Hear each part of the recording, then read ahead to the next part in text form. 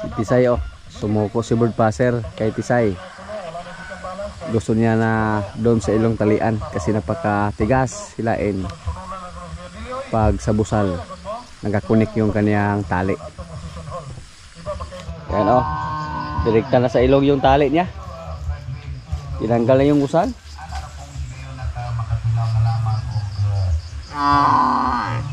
Jen, maganda Jen. Mugimok na diyan sa.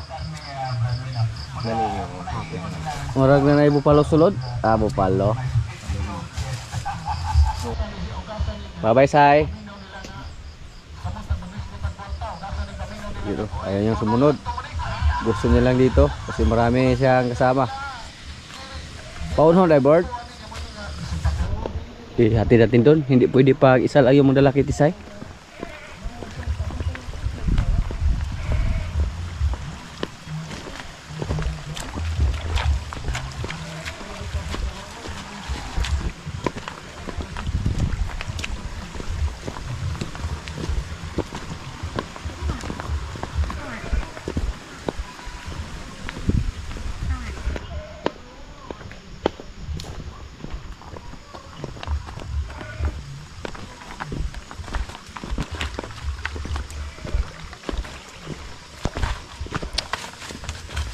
Hindi po siya sanay mga kaprobinsya na siya lang mag-isa.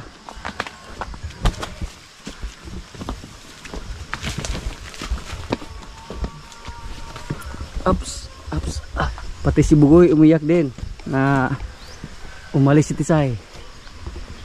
Matagal po sila magkasama. Ngayon lang sila nagkahiwalay.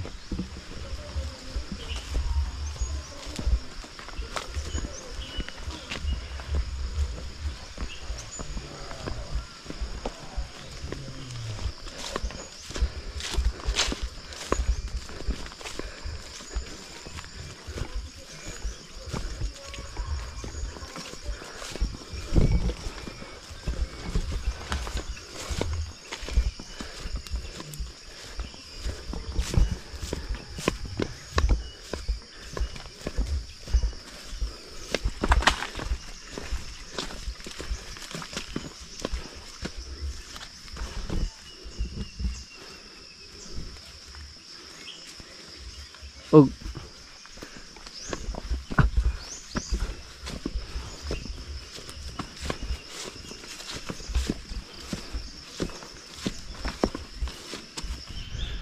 sunod sa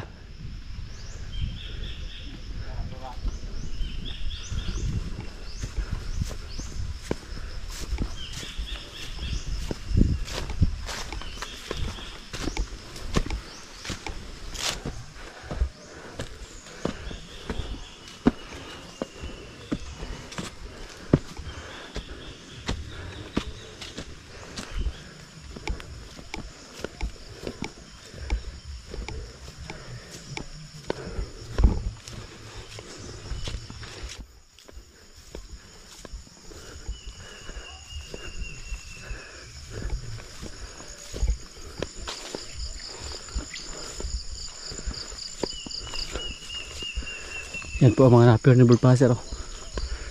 Maraming napier din.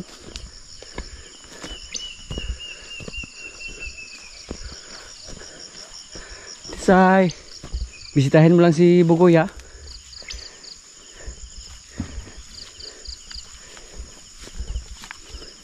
Pero init na rin pumunta. Kumain siya ng napier oh. Napier mo na yung konsumo niya dito.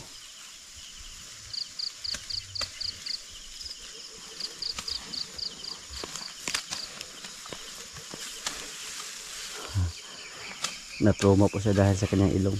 Kakalagay lang yung tali niya sa ilong. Tinanggalan po siya ng busal. Kaya ikaw na bahala diha. Ikaw na bahala kay Tisay.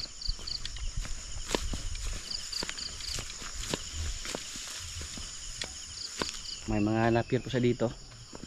Kung si Tisay lang, kayang-kaya niyang alagaan. Marami na po tayong alaga ngayon dyan. Kasi nagbabalik ko si Bugoy.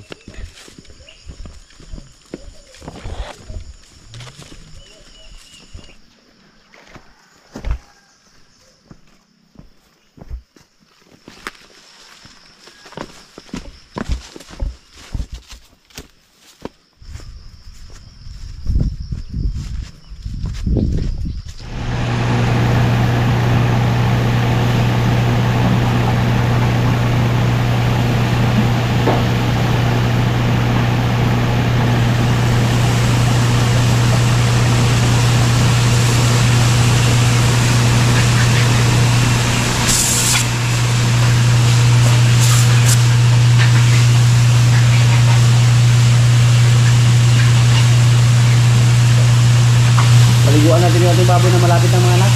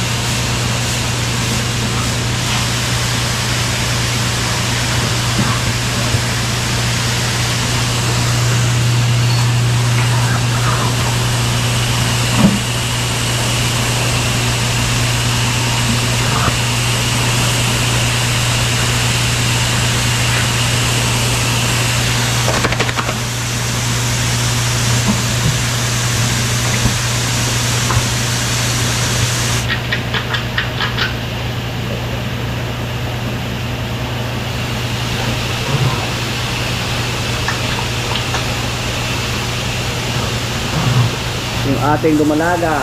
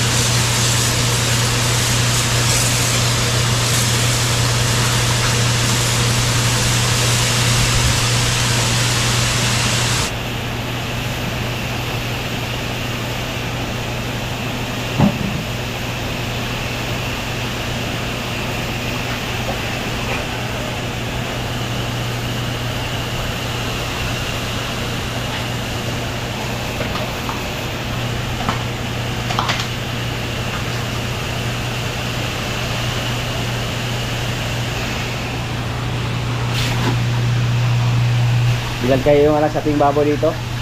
Yung sa ating baboy doon, malaki yung tiyan niya. Sana marami yung kanyang biik. Sana lang.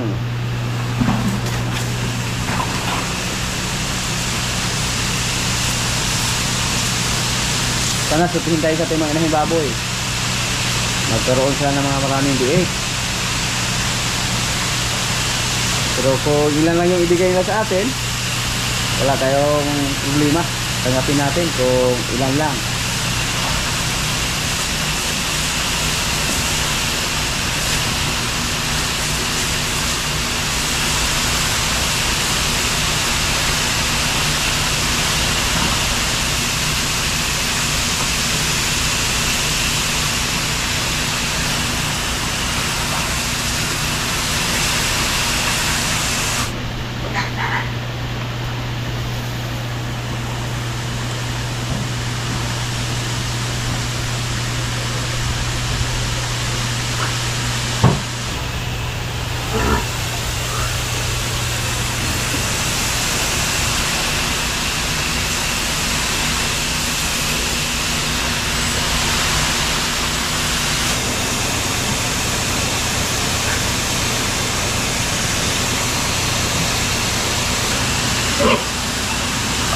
Ito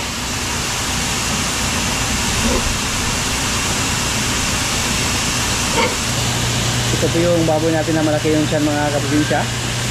Noong una maliit lang yung tiyan niya at 8 yung kanyang anak.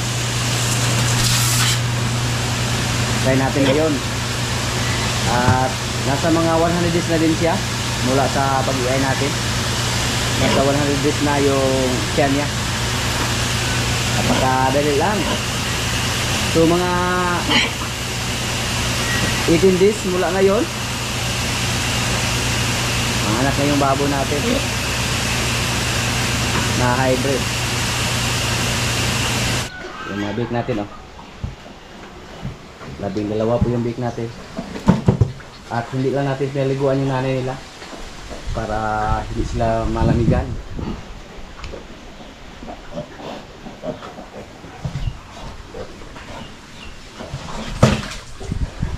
Kanal po, buko-buko. Binigyan po namin ng feeds yung mga beef natin para matutos na kumain. Yan.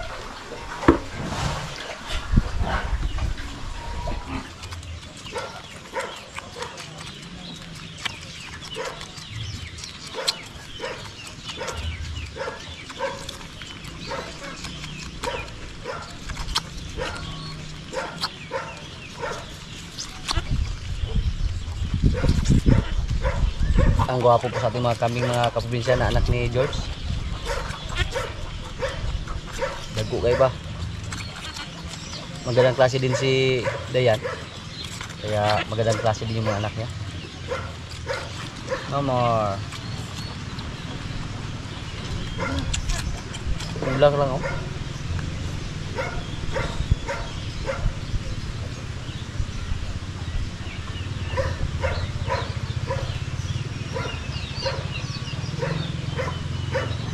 Dago kayong mga binti. Kulang lang yung isang buti ng gatas.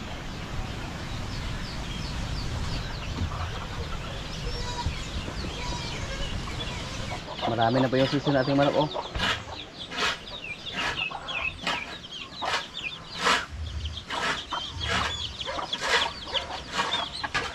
Ang katong manok imo ra gibuyan kani upat ka subla o 5 ha? Wala rin mo dak batong akong gibuyan. Oh, manok. Muna sa.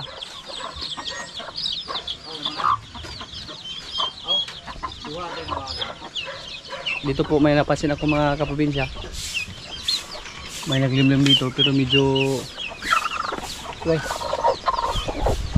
bugok na yung itlog. Kunin natin yan. Tapos palitan natin ang itlog. May manok po daw na nag-itlog dito. Oh. Ayan. Delikado to. Hello. Hayaan lang natin siya. Kunin ko sana yung itlog tapos ilipat doon. Pero nilimliman na siya. So hayaan lang natin siya dyan. Basta mapisa lang yan. Pero hindi tayo sigurado. Ang gagawin natin, hayaan lang muna natin dyan yung inahin natin. Pag makakita tayo ng itlog ng Bengala, yun po ang ilagay natin dyan. May naglimlim pa, oh. Tapos dito may itlog na. May naglimlim. Parang kailan lang yung mga ano natin dito, may naglimlim. Marami. May naglimlim doon. May naglimlim, oh. Agpato diri dong. Gahalo og kining mungaan. Mukhang may sisiw naman dito. Pato at saka manok. Naghalo-halo lang. Tapos may manok din dito. Hindi magtagal mga kaprobinsya. Marami na tayong manok dito. Ano, may sisiw pa. Meron pa dito. Dalawa. Yung mga dumalaga natin na unang produce natin dito mula ng binapuan tayo ng 50 sunod ng mga buwan, magkalat naman dito yung ating mga manok. Umuwi na dito yung ating mga linggala, oh. Napakaaga nilang umalis para maghanap ng mga insekto, mga uod.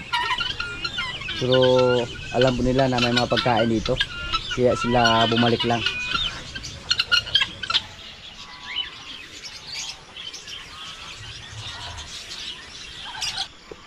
Yung mga baka natin na babae, mga kaprobinsya, palagi po nating monitor, lalo na yung napaiay natin. Tapos si Marimar sa mga nakaraang araw, naglandi po siya, pero hindi lang muna namin pinaiay or pinakastahan, kasi sabi po ng technician kailangan na maglandi si Marimar ng 3 bisis, tsaka natin ipaiay siya or pakastahan. May lumabas po sa kanyang ari yung kulay puti, so hindi magtagal si Marimar, ipaiay na din natin to.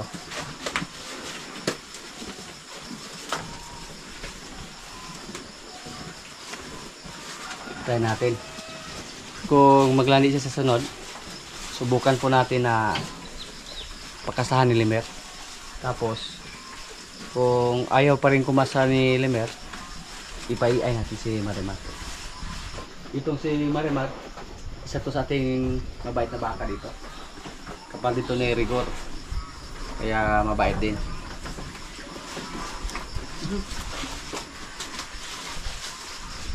Mukhang masikip na yung bukal niya. Ang tapang yung baka, oh. Sakay lang ito mga kaprobinsya. Yan. Pero yung iba natin baka dito, pag sakyan natin, tumalon, tumakbo. Lalo na yung si Bitas, sinubukan po natin na sakyan, pero hindi siya nagpasakay. Kahit nakatali lang. Mailap po si Bitas. Itong si Marimar, kung mapaiay natin to, lalo na pong ma-upgrade yung kanyang anak, or mapakasahan natin ni Limer. Kung may anak siya, upgraded na. Okay. So, manilap is Marimar. Kaya ba? Pero pag sa labas yan natin sakyan mga kaprobinsya, tapos palakarin, tumalon, tumakbo to.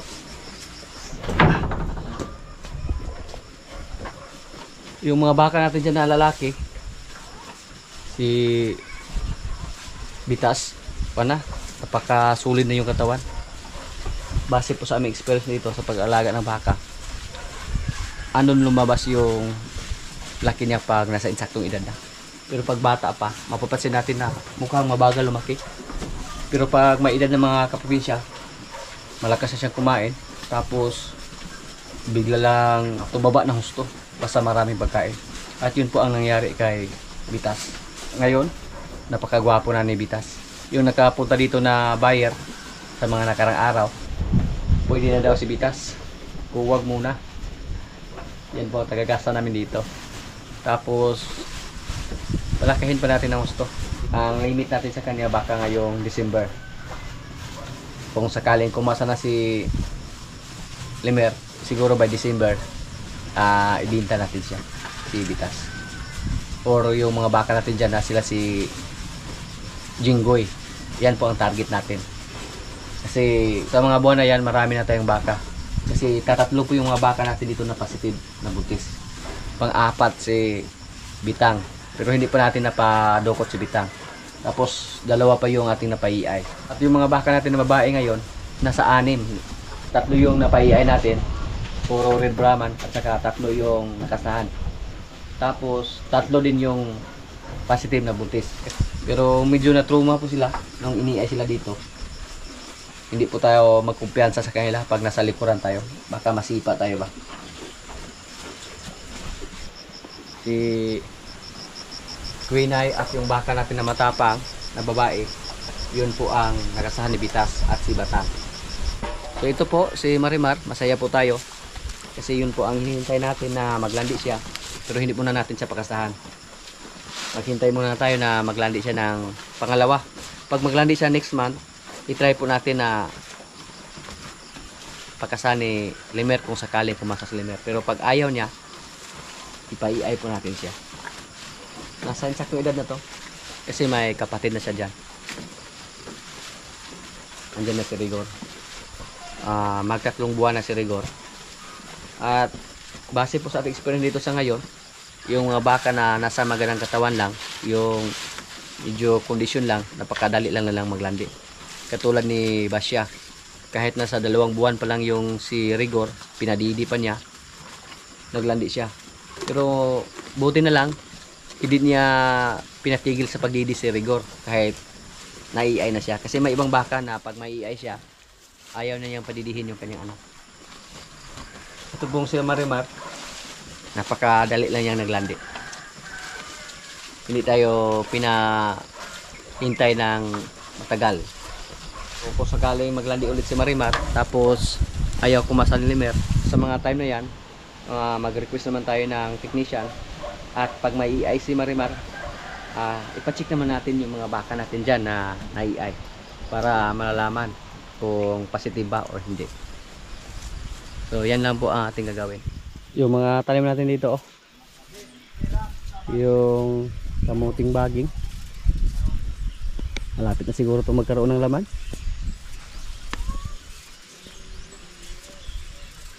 At ito po, naglagay tayo ng sprinkler. Yung binula namin na talong, pwede na itanim. Tapos dito ipararo natin ito ulit para dito tayo magtanim ng talong. Lagyan muna natin ng sprinkler para lumambot yung lupa. At yung ating mais dito,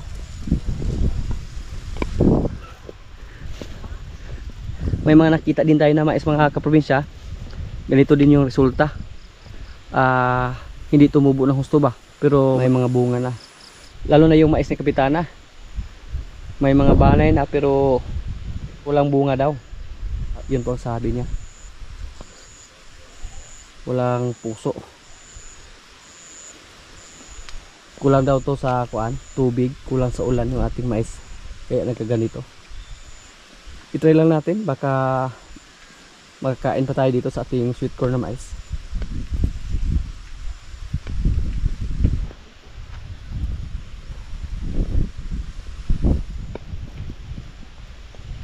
Yan. At yung ating luya, dandahan lang yung pagtanggal ng damo.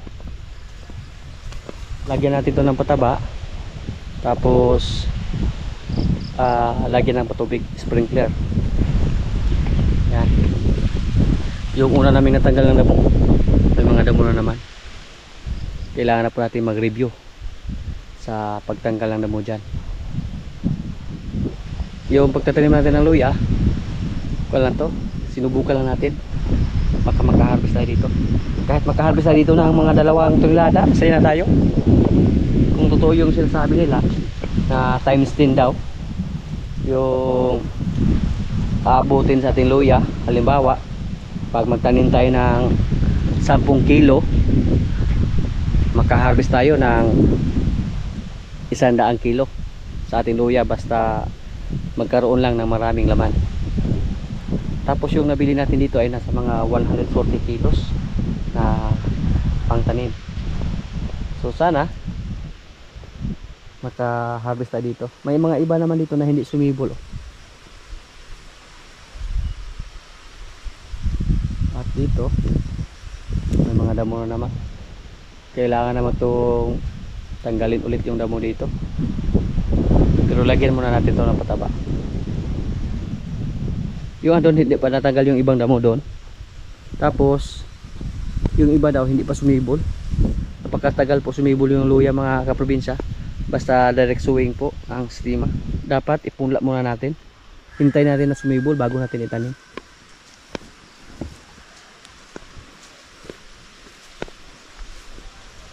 Maraming damo na naman, oh.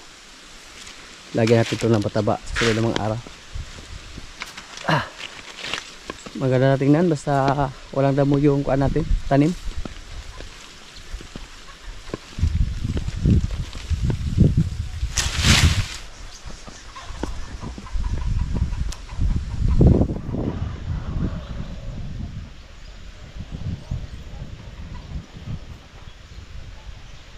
Yan, oh. karamihan dyan mukhang hindi sumibol mga kaprobinsya. Pero hindi pa natin makita kasi marami pang damo. At may mga kalabasa din tayo doon, no? Tumaba na din yung kalabasa natin. Yung kalabasa ngayon doon sa market nasa 20 pesos per kilo lang. Medyo mura po. Pag tayo yung magbinta siguro nasa 10 lang. Pero ito konsumo lang natin to. Hindi po masira yung kalabasa basta walang tatsa. At pag harbisin natin nasa insaktong edad. Nasubukan po natin yan dati. Tapos may okra din tayo doon na mga ilang puno. May watermelon din tayo. Diyan po tayo magtanim ng sili.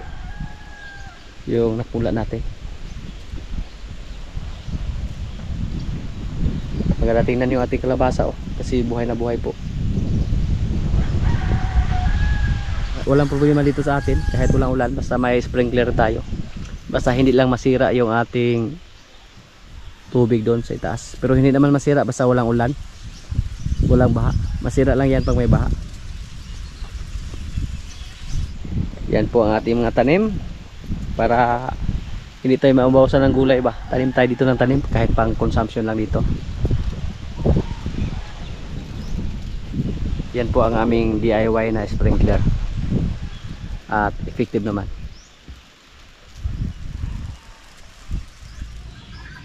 Mga kaprobinsya, kainan na po. Ito yung pagkain namin, oh. Bihon. Yan. May adobong bingala. May kanin. Lord, maraming salamat sa pagkain. So, kailan na? Oh, nabali mo, oh. Nasala mo na. Oy, ano naman eh? Dito mo dito mo. Ano pa kunin mo dong? Kaya susunod itin mo.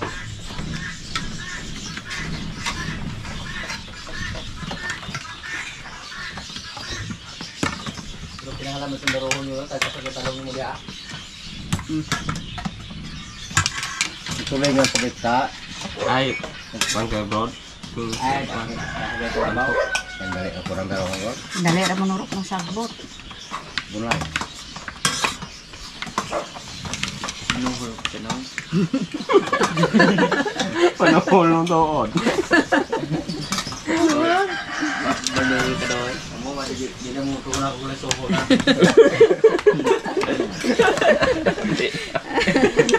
Nagla nang naisol.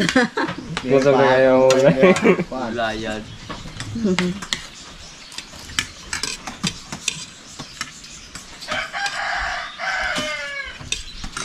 Kena tu ada mga padayon sa sama tu lain balay daw. Oo. Ay, dito ya. Di balik ya mga kantik. Ang lawas. Wala ka na. Ang lawas mo rin.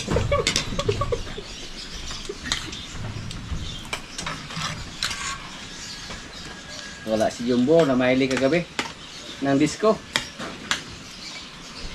Ugma ka mo disco doon yung halaw. Ugma ka? Ugma? Yung natibaya. Karang iunin mo nga, dili kay disco mo. Kaya yung tiragin chip ko. Na. Ino na day, I love you day.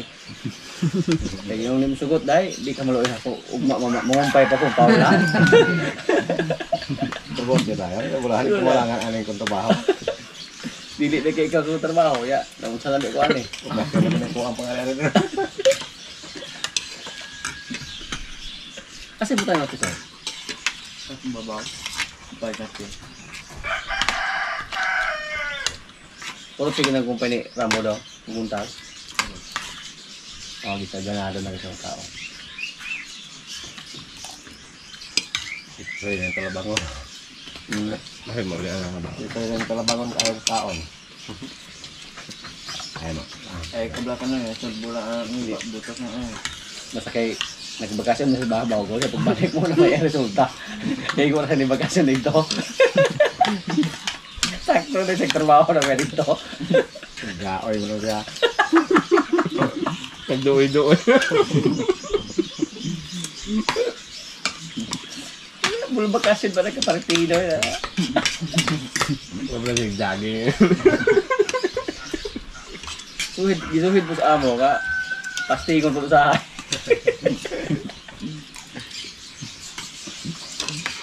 Ay, boy.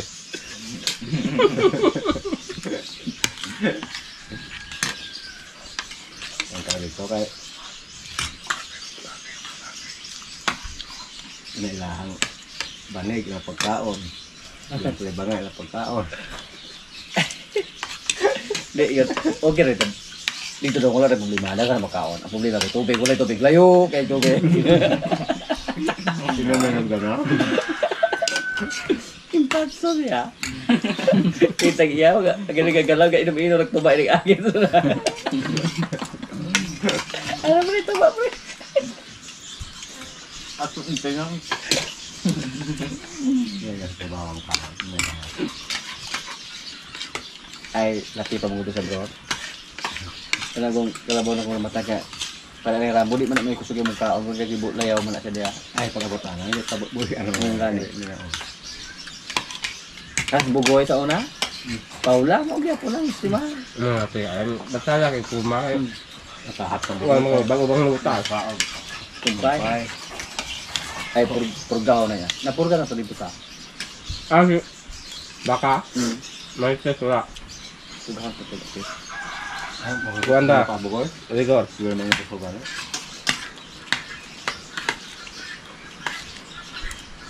Akan idarat para bang mga namin yung room. Hindi yung nasi ano. Katagong ang wala akong ibaligya ni nga mo pay taglate. Pay mga tong kang kinik nga pati mahala ka ito. Nya. Ay. Kasi kato si Tisay. Okay ka tong lawasa. Nya. Ito po nga presyo to ka kinik na bili na napalit na tong kinik. Kita kabalog ako to siyo nito. Kabalog mo sa nato. Ya, mau ususi tadi to model tag nga PC nga ano kinik ang problema to kinik sa Basta. Kabalo Basta ayopan. kabalo nga agbusal. Gina kabalog mo